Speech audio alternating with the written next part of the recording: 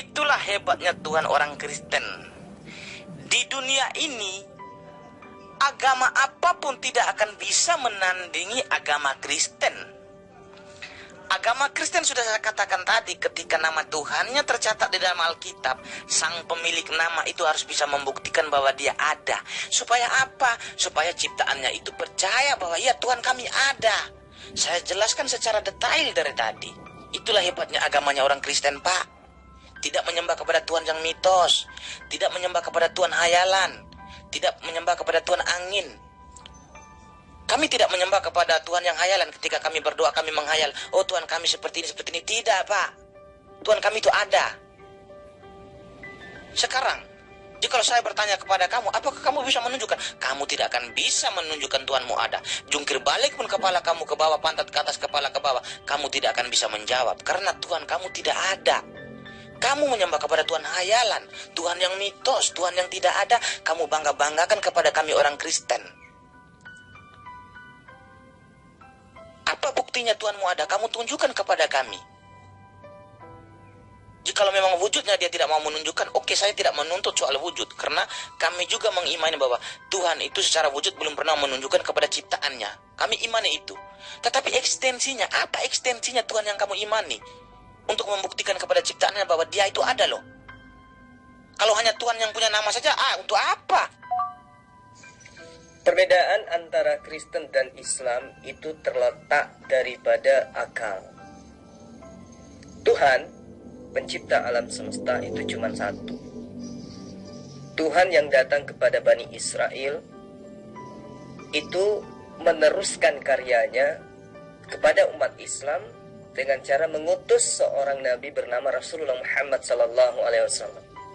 Esensi daripada Tuhan tersebut tidak berubah.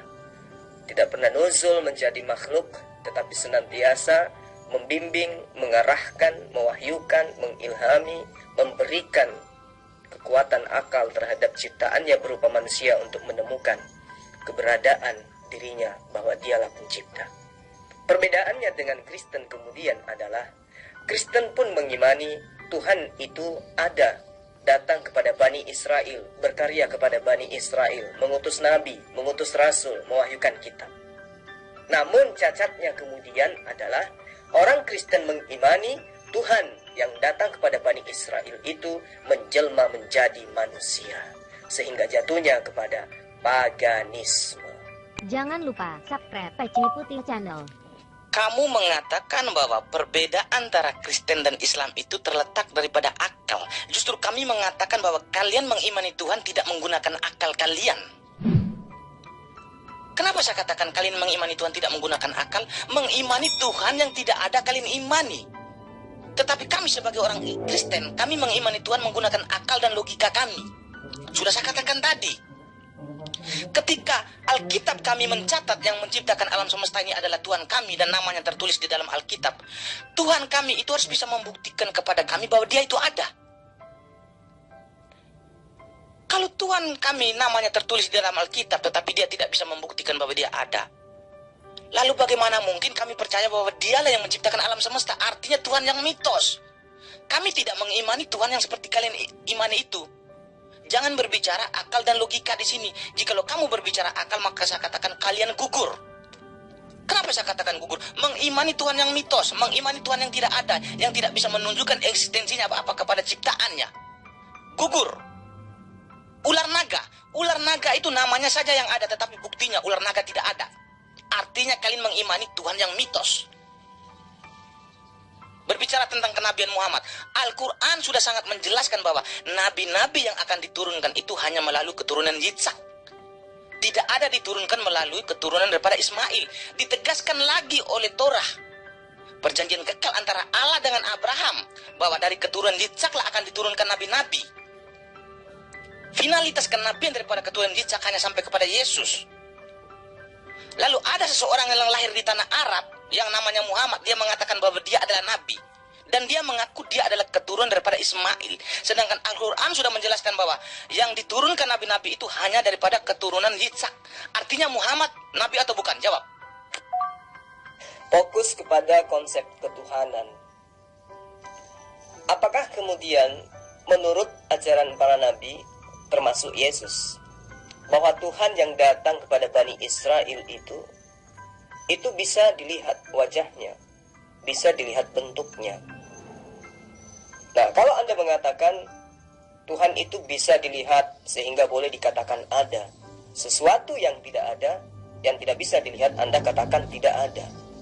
Sekarang begini, data menyajikan Mazmur 92 nomor 9, 1 Raja-Raja 8 nomor 27, 2 Tawarik 6 nomor 18 valid mengabarkan bahwa pencipta alam semesta itu selama-lamanya berada di atas tempat yang tinggi dan tidak pernah turun ke bawah ke bumi.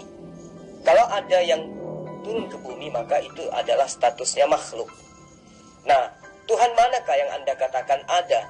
Karena berdasarkan penglihatan mata Anda. Apakah Anda pernah melihat Yesus? Tunjukkan seperti apa wajahnya Yesus. Silakan. Iya, hari ini Zulkifli bersama murid-muridnya menantang sang debater handal, yaitu Meme Bos ya. Saya akan layani kalian semua. Ini jawaban kepada Mardiar, muridnya Zulkifli Abbas.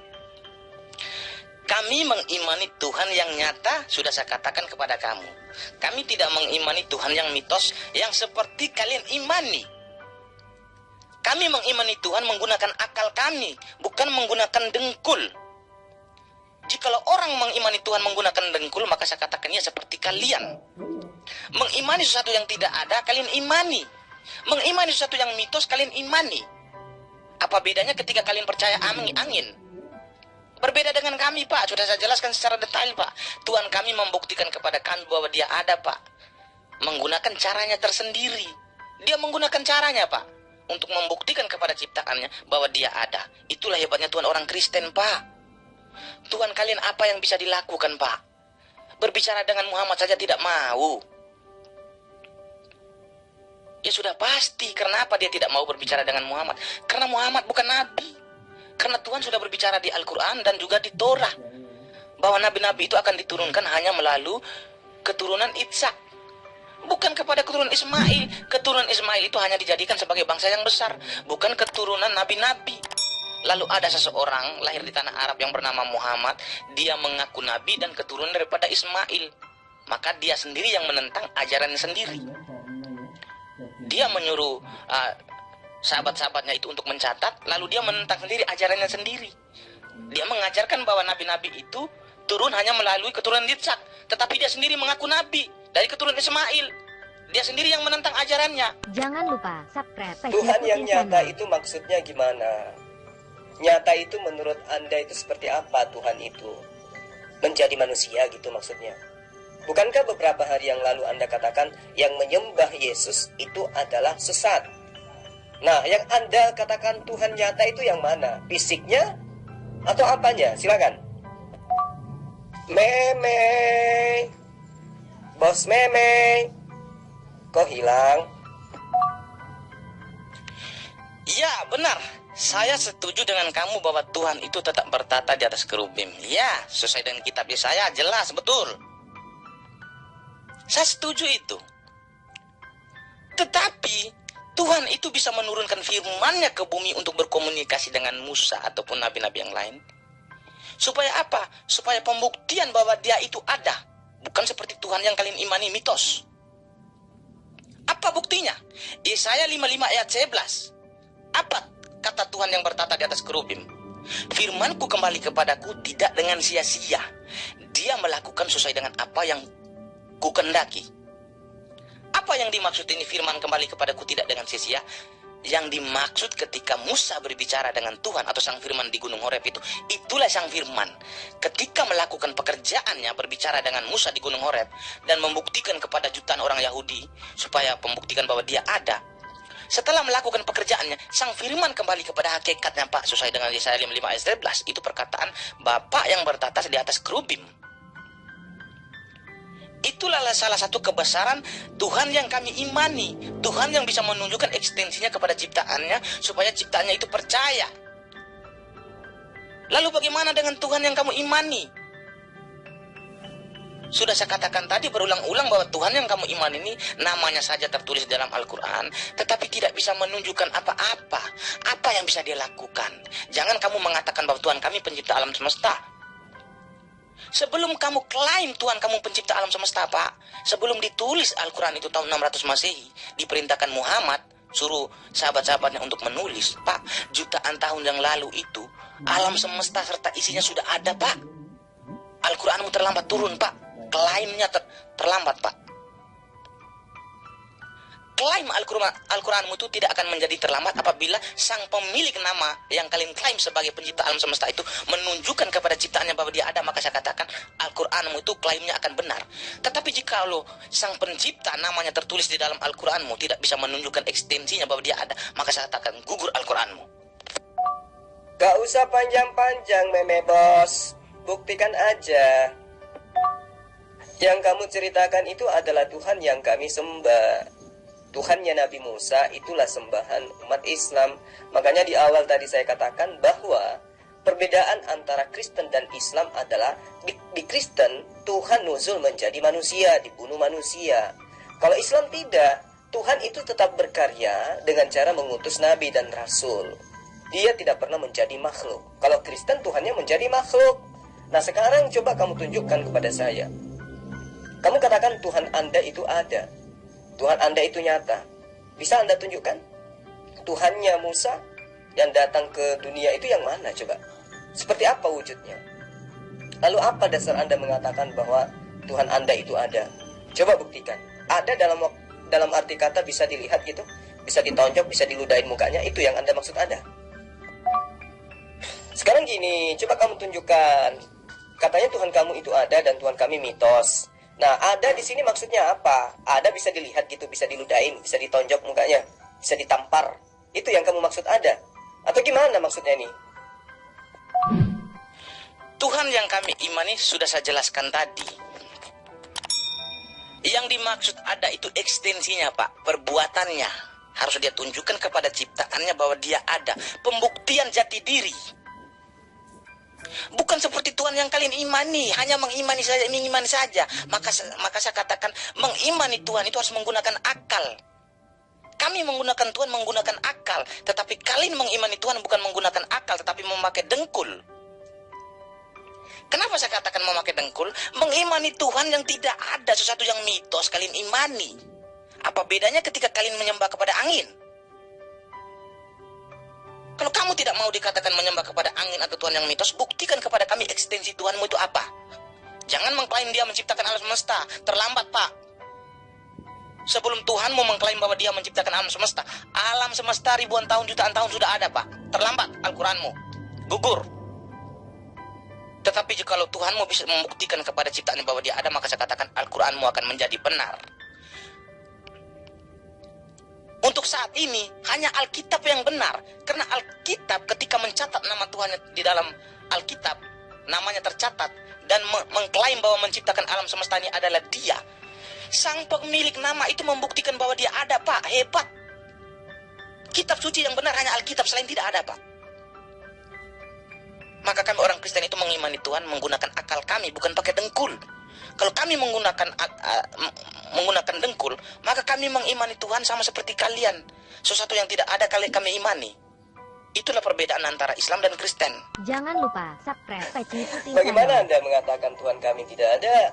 Dia mengutus Abraham, dia mengutus Nabi Musa, dia mengutus Salomo, Daud, Yesus. Yang mengutus mereka itu adalah Tuhan kami. Itulah Allah. Disebutkan di dalam kitabnya Bani Israel bahwa akulah Allah, tidak ada Tuhan selain aku. Disebutkan di dalam Al-Quran, innani anallah la ilaha illa ana. Inilah aku Tuhan, tidak ada Tuhan selain aku. Itu sembahan kami. Yang mengutus Tuhanmu Yesus itu Tuhan kami. Adanya Yesus bukti adanya Tuhan kami. Jadi kami tidak menyembah Tuhan yang mitos. Nah sekarang coba Anda jelasin ke saya gitu loh. Katanya Tuhan Anda itu tidak mitos. Maksudnya tidak mitos itu kata Anda ada tadi katanya. Maksudnya ada di sini apa? Meme. Bisa ditonjok? Hah? Bisa diludahin mukanya? Itu yang Anda maksud ada? Kok dihapus PN-nya, Meme? Keselak ya?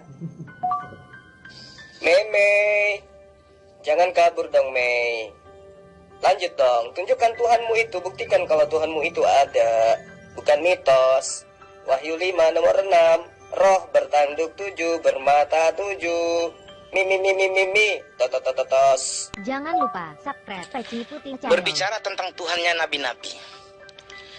Tuhannya nabi-nabi berbeda dengan Tuhan yang diajarkan Muhammad kepada pengikutnya. Tuhannya para nabi sudah dijelaskan di Yesaya. Hendak dengan siapakah engkau menyamakan aku? Dari dulu sampai sekarang, aku tetaplah dia. Sudah pasti, Tuhan yang diimani para nabi itu tidak akan mau disamakan dengan Tuhan yang lain. Dan di Al-Quran juga sangat menegaskan bahwa hanya dialah satu-satunya. Muhammad juga sangat menegaskan bahwa aku diperintahkan hanya untuk menyembah kepada Tuhan pemilik negeri Mekah. Artinya Tuhan yang diajarkan Muhammad kepada umat-umatnya ini, dia hanyalah pemilik negeri Mekah, bukan pemilik alam semesta. Kalau Tuhan yang diimani orang-orang Islam atau ajaran Muhammad ini hanyalah pemilik negeri Mekah, artinya nabi-nabi sebelumnya itu tidak mengimani Tuhan yang diimani oleh Muhammad. Karena nabi-nabi sebelumnya itu bukan berasal daripada negeri Mekah.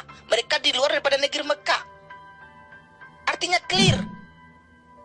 Tuhan yang berbeda, Pak. Itu yang pertama. Yang kedua menjadi permasalahan nama.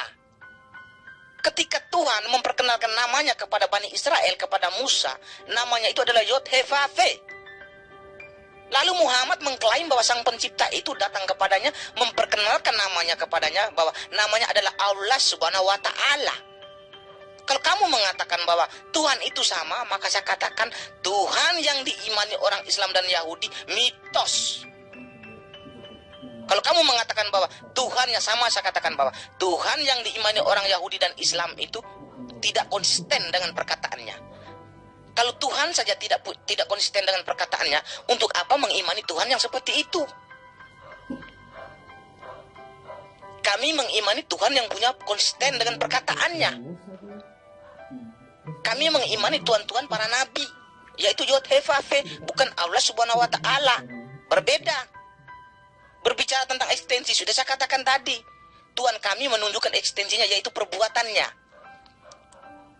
Ketika kitab kami mengklaim bahwa yang menciptakan alam semesta ini adalah Tuhan kami, dia harus bisa membuktikan bahwa dia itu ada. Kalau dia tidak bisa membuktikan bahwa dia ada, maka saya katakan dia gagal menjadi Tuhan. Kenapa dia gagal? Karena Alkitab turun. Sebelum Alkitab turun, jutaan tahun alam semesta sudah ada, Pak. Alkitab terlambat turun. Dan Tuhan yang ada di dalam Alkitab itu terlambat klaim, Pak. Tetapi hebatnya Tuhannya orang Kristen ketika dia mengklaim bahwa dia menciptakan alam semesta, dia langsung menunjukkan kepada ciptaannya bahwa ini saya ada. Dan klaim-klaim saya di dalam Alkitab semuanya benar, bukan hanya tipu daya. Ya, itu pemahaman kamu, karena kamu nggak ngerti Quran. Intinya, kami menyembah Tuhannya Israel, dalam hal ini pencipta alam semesta yang mengutus para nabi. Itulah sembahan kami. Makanya saya katakan Tuhan itu tidak pernah berubah, tidak pernah berubah wujud, ya. Tiba-tiba jadi manusia. Tuhan berubah menjadi manusia itu hanya ada di Kristen. Nah, sekarang kamu katakan Tuhan kamu itu ada. Ada maksudnya apa, Meme? Yang mana yang kamu maksud ada, gitu loh. Buktikan dong kalau Tuhanmu bukan mitos. Saya tegaskan sekali lagi bahwa Tuhannya para nabi itu bukan Tuhan yang diimani oleh orang Islam. Itu yang saya harus tegaskan. Kenapa? Jikalau memang Tuhannya para nabi itu dengan Tuhannya orang Islam sama, maka saya katakan Tuhan itu tidak konsisten dengan perkataannya. Untuk apa menjadi Tuhan kalau dia tidak konsisten dengan perkataannya? Makanya itu saya tegaskan. Kalau saya tidak menegaskan ini, maka saya katakan Tuhan itu gagal menjadi Tuhan. Karena dia tidak konsisten dengan perkataannya. Ketika bersama Musa, dia berkata, aku namaku Yod-He-Vav-He. Kok tiba-tiba dengan Muhammad menjadi Allah Subhanahu wa Ta'ala? Masa Tuhan berbohong?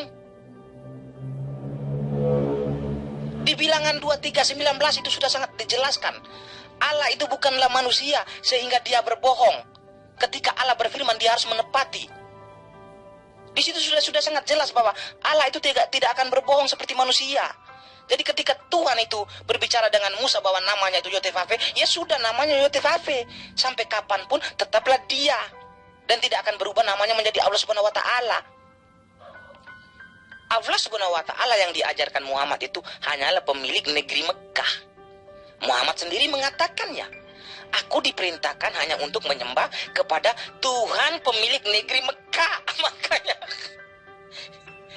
berbicara tentang ekstensi, sudah saya katakan tadi, Tuhan kami secara wujud aslinya memang dia tidak mau menunjukkan kepada ciptaannya bahwa dia itu punya wujud seperti ini. Tetapi dia menunjukkan kepada ciptaannya ekstensinya, perbuatannya. Perbuatannya ini harus bisa disaksikan oleh jutaan orang supaya umat-umatnya ini meyakinkan bahwa dia itu ada. Dengan cara apa? Dengan cara berbicara dengan Musa di Gunung Horeb. Dia mengambil media api malaikat itu supaya apa? Supaya maksud bisa disaksikan oleh jutaan orang Yahudi bahwa Tuhan itu ada, tidak mitos. Benar. Itulah Tuhannya orang Kristen hebat, Pak. Ketika di zaman Yesus lebih gila lagi. Tuhannya dulunya itu berdiam di dalam awan ataupun api ketika berkomunikasi dengan Musa. Di zaman Yesus lebih gila, Pak. Media manusia digunakan dia, Pak. Supaya apa? Supaya berkomunikasi dengan ciptanya itu secara intens. Itulah hebatnya Tuhannya orang Kristen. Walaupun secara wujud asli dia tidak menunjukkan, tetapi ekstensinya itu adalah satu bentuk pembuktian bahwa dia itu ada. Jadi klaim-klaim Alkitab itu yang datang terlambat itu tidak akan menjadi gugur. Karena sang pemilik nama yang ada di dalam Alkitab itu, dia bisa membuktikan bahwa dia ada. Tetapi Al-Quran datangnya terlambat, Pak. Jutaan tahun yang lalu sudah ada alam semesta serta isinya. Tetapi Allah Subhanahu wa Ta'ala mengklaim di dalam Al-Quran bahwa dia ada, tetapi gugur karena Allah Subhanahu wa Ta'ala tidak bisa membuktikan bahwa dia ada.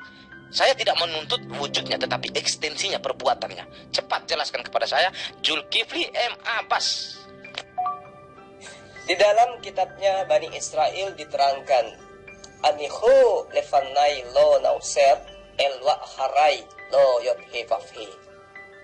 Ya, dikatakan bahwa tidak ada Tuhan yang dibentuk sebelum aku, dan tidak ada Tuhan yang dibentuk setelahku.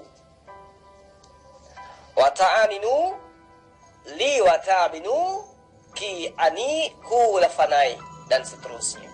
Diterangkan di dalam Al-Quran, innani la ilaha illallah, innani anallah la ilaha illallah illa ana. Ya, jadi kayak mana itu coba? Kalau Tuhan sudah mengatakan tidak ada Tuhan yang dibentuk sebelum aku dan tidak ada Tuhan yang dibentuk setelahku, lalu yang membentuk manusia itu menjadi Tuhan siapa?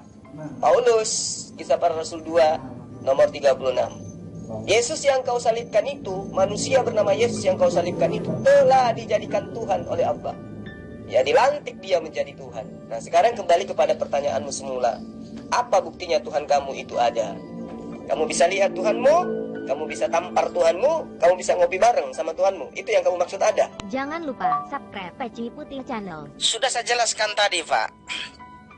Yang dimaksud Tuhan kami ada itu bukan wujudnya yang harus dia tunjukkan kepada ciptaannya, tetapi ekstensinya itu satu bentuk pembuktian kepada ciptaannya bahwa dia ada. Sudah saya jelaskan dari tadi panjang lebar. Tuhan kami bukan mitos seperti Tuhannya orang Islam imani. Kami menggunakan akal kami untuk mengimani Tuhan, bukan menggunakan dengkul. Sudah saya katakan tadi, kenapa kami menggunakan akal? Kami mengimani sesuatu yang ada, harus dia itu ada. Bukan mengimani sesuatu yang ada tetapi nyatanya tidak ada. Maka saya katakan itu namanya iman buta. Berbeda dengan kami orang Kristen, Pak. Saya jelaskan tadi secara detail. Alkitab itu, Pak, sebelum Alkitab itu turun jutaan tahun yang lalu itu, Pak, alam semesta serta seluruh isinya ini sudah ada, Pak. Alkitab datang terlambat, Pak. Torah datang terlambat, Pak. Tuhan yang tertulis namanya di dalam Torah itu, yang mengklaim menciptakan alam semesta itu, datang terlambat, Pak. Jutaan tahun yang berlalu itu, manusia serta alam semesta itu sudah ada, Pak. Tetapi dengan keterlambatan Tuhan yang ada di Torah ini, dia cara satu-satunya, dengan cara satu-satunya itu, dengan keterlambatan dia membuktikan kepada ciptaannya bahwa dia ada. Maka Torah itu ataupun Alkitab tidak akan pernah menjadi gugur. Dengan apa cara dia membuktikan? Walaupun secara wujud asli dia tidak mau menunjukkan kepada ciptaannya, secara ekstensinya sudah saya jelaskan tadi. Perbuatannya dengan Musa, dia berbicara dengan Musa bahwa aku akan datang dalam bentuk awan. Supaya apa? Supaya orang-orang Israel itu bisa menyaksikan. Dan terbukti Tuhan datang ke Gunung Horeb, berbicara dengan Musa, disaksikan jutaan orang Yahudi. Itu adalah salah satu bentuk ekstensi atau pertanggungjawaban Tuhan kami. Hebat Tuhan kami, Pak, bisa mempertanggungjawabkan bahwa dia ada. Lalu di zaman Yesus sudah saya katakan tadi, gila-gilaan lagi, Pak. Datang dia, Pak, mengambil wujud manusia lagi, Pak.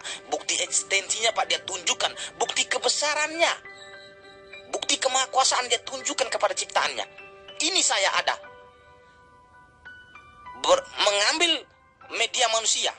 Supaya apa? Komunikasi dengan ciptaannya itu lebih intens lagi daripada ketika dia mengambil media awan atau api untuk berkomunikasi dengan Musa. Tetapi kali ini lebih gila lagi.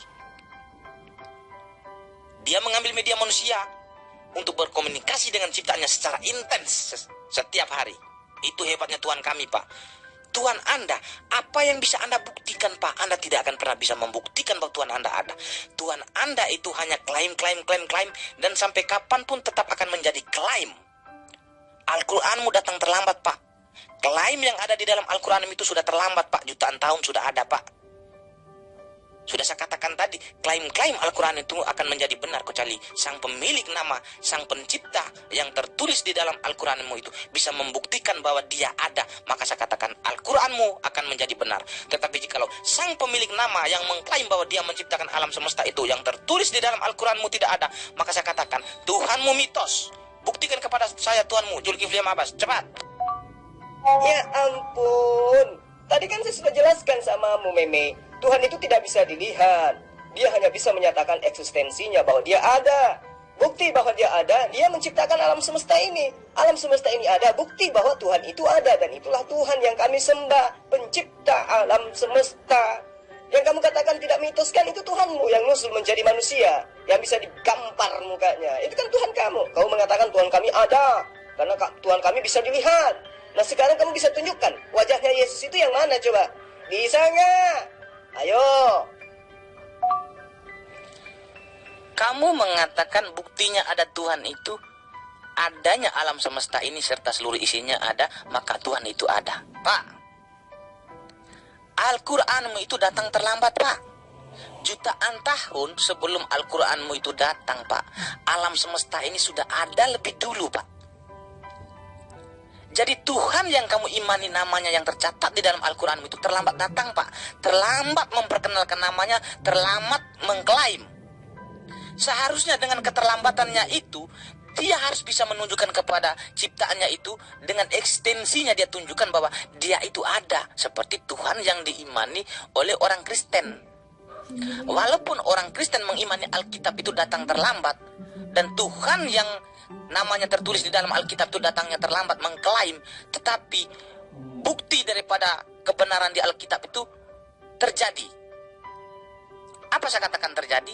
Karena Tuhan sang pemilik nama yang ada di dalam Alkitab yang mengklaim bahwa dia menciptakan alam semesta itu, dia menunjukkan ekstensinya bahwa dia ada. Maka satu bukti bahwa benar dia ada. Jadi klaim Alkitab tidak akan menjadi kosong dan semua akan menjadi benar. Lalu bagaimana dengan Al-Quran, Pak? Al-Quran datang tahun 600 Masehi.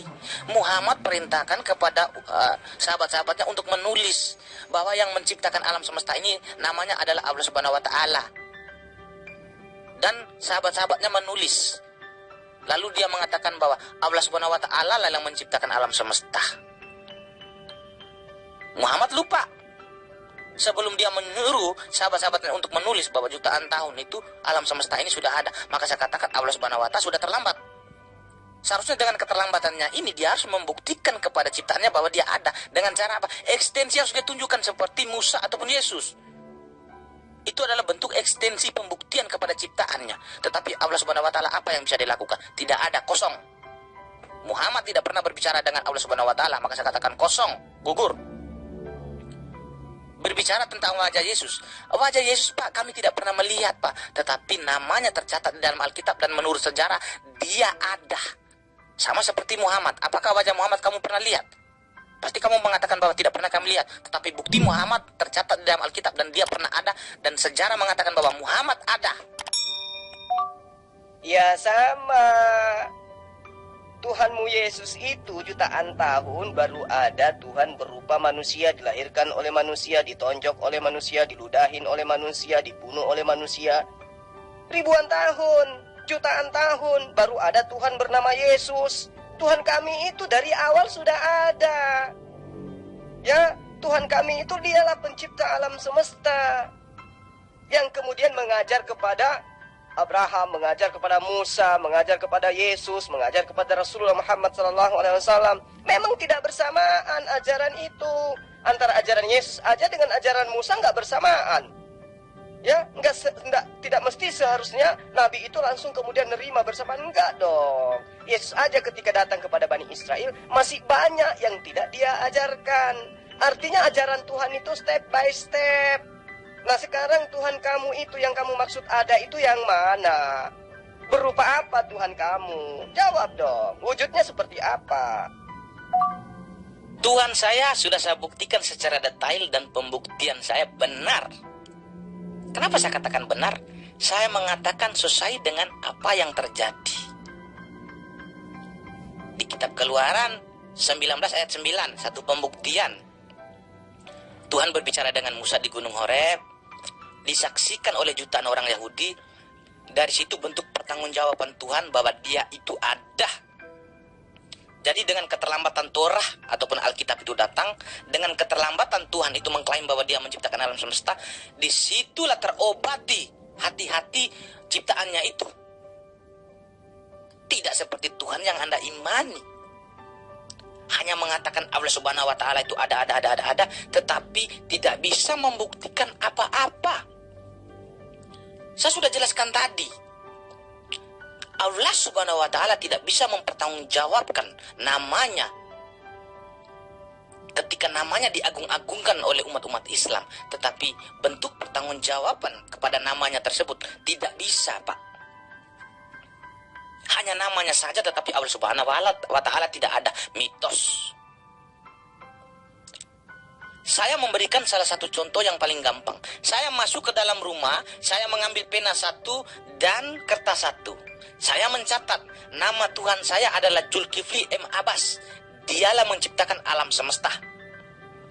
Saya keluar, saya wartakan kepada semua orang dan saya wartakan kepada sahabat-sahabat saya bahwa ini loh nama Tuhan kita, namanya Zulkifli M. Abbas. Dialah yang menciptakan alam semesta. Lalu orang-orang akan bertanya, Pak Meme mengatakan bahwa nama Tuhan kita adalah Zulkifli M. Abbas. Dialah yang menciptakan alam semesta. Tetapi Pak Meme harus ingat, Pak Meme lupa ya, sebelum Pak Meme berbicara dengan Jibril di dalam, Pak Meme, jutaan tahun ini alam semesta ini dengan isinya sudah ada, Pak Meme. Lalu bagaimana mungkin Pak Meme mengatakan bahwa Tuhan kita itu Zulkifli M. Abbas dan menciptakan alam semesta ini adalah Zulkifli M. Abbas?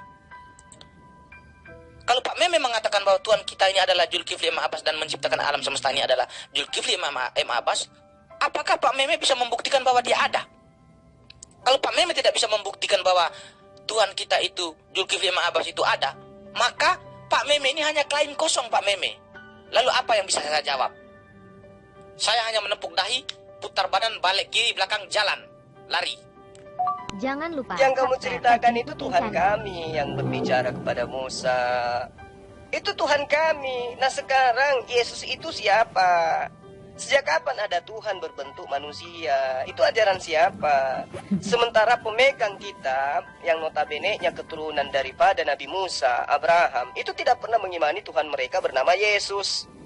Tuhan mereka tetap saja mereka imani dengan sebutan Yotevave, esensi yang maha suci lagi maha tinggi. Baca Yesaya 5 nomor 16. Allah maha tinggi, maha suci, disebut di dalam Al-Quran Subhanahu wa ta'ala. Ya, sejak kapan Yesus itu disebut maha suci, maha tinggi? Siapa yang kasih julukan seperti itu? Bukan Yesus kan? Tuhan yang benar itu mengajarkan siapa dirinya. Nah, Yesus mengajarkan siapa dirinya? hamba Tuhan, ciptaan Tuhan, utusan Tuhan. Jadi yang menuhankan utusan Tuhan, ciptaan Tuhan, itu adalah orang gigi.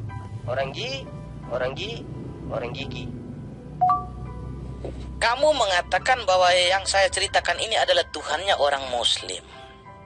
Kamu lupa dengan ayat yang sudah ditampilkan Pak Yes di atas tadi. Pengakuan Muhammad bahwa aku diperintahkan hanya untuk menyembah kepada Tuhan pemilik negeri Mekah.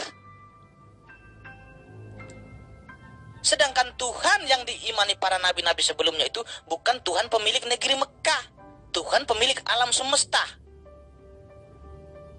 Jadi Tuhan yang kamu imani itu adalah Tuhan pemilik negeri Mekah, yaitu Allah Subhanahu wa Ta'ala, yang mitos, yang tidak ada dan tidak bisa membuktikan apa-apa. Itulah Tuhanmu.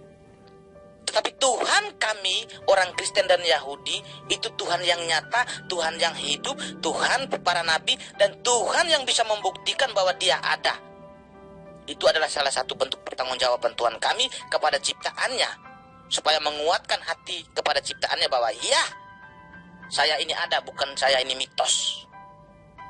Hebatnya Tuhan orang Kristen, Pak. Pembuktian sangat luar biasa, Pak. Berbicara tentang Yesus.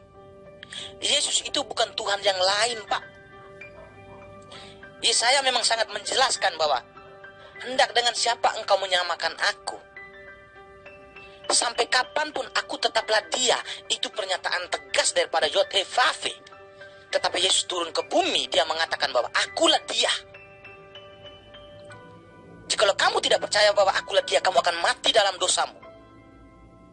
Aku turun dari surga, aku keluar dari Bapakku. Aku dengan Bapakku adalah satu. Tidak perlu kamu melihat Bapakku, aku sudah berada bersama-sama kamu di sini. Untuk apa lagi kamu bertanya Bapak? Aku sudah berada bersama kamu kok. Untuk apa kamu bertanya Bapak lagi? Itu salah satu bentuk pertanggungjawaban Yesus bahwa Dia adalah Tuhan itu sendiri. Jikalau ada orang Yahudi tidak mengaku bahwa Yesus adalah Tuhan, itu adalah hak mereka, karena mereka tidak mengimani Injil, mereka tidak mengimani Yesus. Mereka mengimani Yesus hanya sebatas sebagai seorang rabi, bukan sebagai orang nabi, bukan sebagai seorang Mesias, bukan sebagai seorang Tuhan. Jadi itu adalah hak mereka, kami tidak memaksa mereka. Itu sama seperti ketika Muhammad, apakah kalian harus memaksa kami untuk mempercayai Muhammad? Kan tidak mungkin. Sama seperti mereka, itu adalah hak mereka dan kami tidak akan memaksa. Sekarang tunjukkan eksistensi Allah Subhanahu wa Ta'ala yang kamu imani itu. Tunjukkan kepada kami bahwa ini loh, kami mengimani Allah Subhanahu wa Ta'ala itu menggunakan akal, bukan menggunakan dengkul. Kamu harus bertanggungjawabkan kata mengimani Tuhan menggunakan akal, bukan dengkul.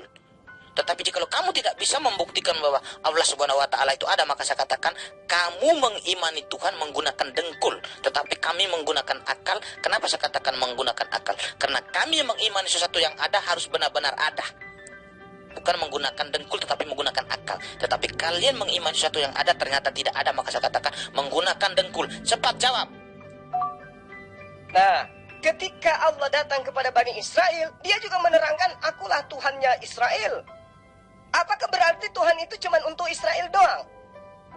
Ayo, ketika Dia datang kepada Musa, akulah Tuhannya Musa. Apakah berarti Tuhan itu hanya untuk Musa? Akulah Tuhan Abraham, akulah Allah Abraham. Apakah Tuhan itu hanya untuk Abraham? Ketika Dia menerangkan akulah Tuhan Mekah, apakah Tuhan itu hanya untuk Mekah? Inilah fungsinya otak Allah beri kepada kita selaku manusia, agar difungsikan dengan baik. Masalahnya otak kalian itu sudah rusak oleh doktrin-doktrin gereja. Alhamdulillahirrabbilalamin. Segala puji bagi Allah Tuhan seluruh semesta alam. Mekah kecil coy. Allah menerangkan Alhamdulillahirrabbilalamin. Ya. Jadi mungkin mana lagi saya mau menerangkan kepada kalian, otak kalian gak berfungsi, yang ada cuman apa? Lemak babi yang nempel di otak sehingga otakmu itu mumet. Kalau kamu mengatakan Tuhan kamu itu adalah Tuhan yang disembah oleh Bani Israel, silakan aja, karena itu memang benar. Tuhan itu cuma satu. Tuhannya seluruh makhluk hanya Allah. Cuman makhluklah yang salah sembah. Termasuk kamu, nyembahnya kepada ciptaan Tuhan bernama Yesus. Yesus itu bukan Tuhan. Dia bukan Tuhan yang nusul menjadi makhluk. Karena Tuhan itu tidak akan mungkin menjadi makhluk. Kenapa? Kodratnya dia maha kuasa. Yang dikatakan maha tidak akan pernah berubah menjadi tidak maha. Yesus ketika dia datang, dia bisa apa? Aku tidak bisa berbuat apa-apa dari diriku sendiri. Kalau kemudian orang Kristen mengatakan, oh Yesus itu maha kuasa nenekmu kiter. Di mana kemahakuasaan Yesus? Coba kamu baca Yohanes 5 nomor 27 coba.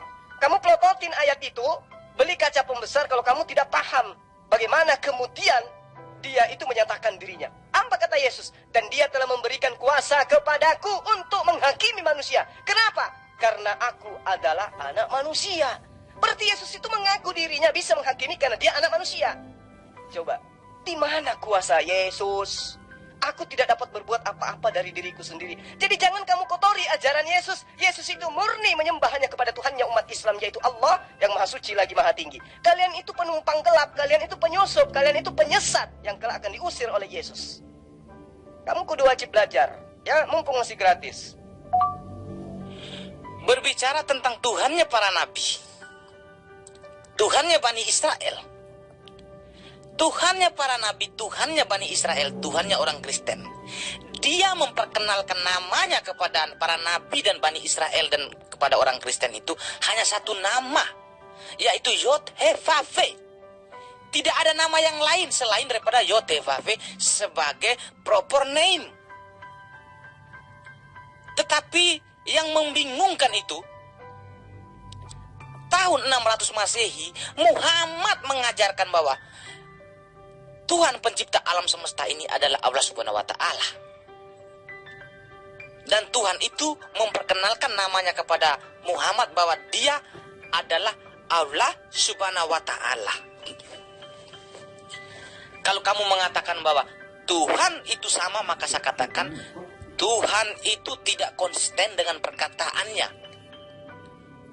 Dengan para nabi dia mengatakan bahwa dia adalah Yod-Heh-Vah-Veh. Tetapi dengan Muhammad tidak bisa dibuktikan kenabiannya itu. Dia mengatakan bahwa dia Allah Subhanahu wa Ta'ala.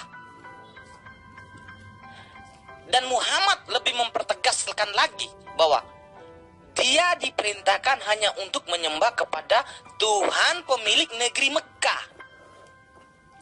Di situ salah satu penegasan yang sangat kuat bahwa Tuhan yang disembah Muhammad bukanlah Tuhan yang disembah oleh para nabi-nabi dan bangsa Israel ataupun orang Kristen. Karena Tuhan yang disembah Muhammad adalah Tuhan pemilik negeri Mekah, bukan Tuhan pemilik alam semesta. Tetapi Tuhan yang diimani oleh nabi-nabi, Tuhan yang diimani oleh orang Israel, Tuhan yang diimani oleh orang Kristen yang namanya Yod-Heh-Vah-Veh itu adalah Tuhan pencipta alam semesta sesuai dengan pengakuannya sendiri di Kejadian 1-6 bahwa dialah yang menciptakan alam semesta. Itu benar. Tetapi Tuhan yang diimani Muhammad adalah Tuhan pemilik negeri Mekah, bukan untuk alam semesta. Itu yang harus dipahami dulu. Yang kedua, soal Yesus tidak bisa berbuat apa-apa dari dirinya sendiri. Ya benar. Bang Ju lupa dengan perkataan Yesus. Perkataanku bukan berasal dari diriku sendiri, tetapi Bapa yang diam di dalam aku, dialah yang melakukan pekerjaannya. Artinya yang melakukan pekerjaan seperti mujizat-mujizat, menghidupkan orang mati, menyembuhkan orang sakit, memvonis orang masuk surga, menghapus dosa orang, itu adalah pekerjaan Bapa yang diam di dalam Yesus. Fix Yesus Tuhan, selesai. Jangan lupa subscribe Peci Putih Channel. Kamu nggak usah terlalu jauh ke sana karena kamu tidak punya kapasitas untuk membahas itu. Sekarang kembali ke tema dulu. Kamu mengatakan Tuhanmu ada. Yang mana Tuhan yang ada itu? Yesus. Itu yang kamu maksud. Karena Tuhanmu bisa menjadi manusia sehingga kamu katakan Tuhanmu itu ada. Jadi sekiranya Tuhanmu itu tidak menjadi manusia, kamu katakan Tuhan itu tidak ada gitu. Nah itulah aku bilang kalian itu adalah manusia aneh. Manusia aneh, sok pintar, sok cerdas, tapi tidak ada ilmu. Kamu katakan Tuhanmu itu adalah Tuhannya Bani Israel, tidak pernah berubah nama. Lah, sejak kapan Tuhannya Bani Israel itu disebut dengan nama Yesus? Sementara Yesus di dalam bahasa Ibrani, secara textual proof, itu sangat jelas artinya kuda. Hah? Kamu ingin katakan bahwa Tuhannya Bani Israel itu kuda, nyarang? Aduh, kamu jangan loncat kemana-mana. Sekarang buktikan aja dulu bahwa Tuhanmu itu ada. Apa buktinya Tuhanmu ada? Karena dia pernah dilahirkan manusia gitu. Karena dia pernah disunat nonotnya gitu. Karena dia pernah ditampar pipinya gitu. Karena wajahnya pernah diludahi gitu. Karena pernah ditonjok, diseret, dibunuh. Itu yang kamu maksud Tuhanmu ada? Ayo dong, pakai logika, pakai akal sehat. Tuhanmu ada maksudnya itu apa? Karena pernah merasakan gunting sunat? Atau gimana itu Meme? Coba jelasin. Oke, sahabat-sahabat sekalian, karena Meme dan juga Yohanes Lolan sudah menghilang di telan bumi, maka sementara saya pamit dulu untuk melaksanakan kewajiban saya sebagai hamba Allah. Salam satu Tuhan, dan insya Allah saya akan kembali lagi mengudara.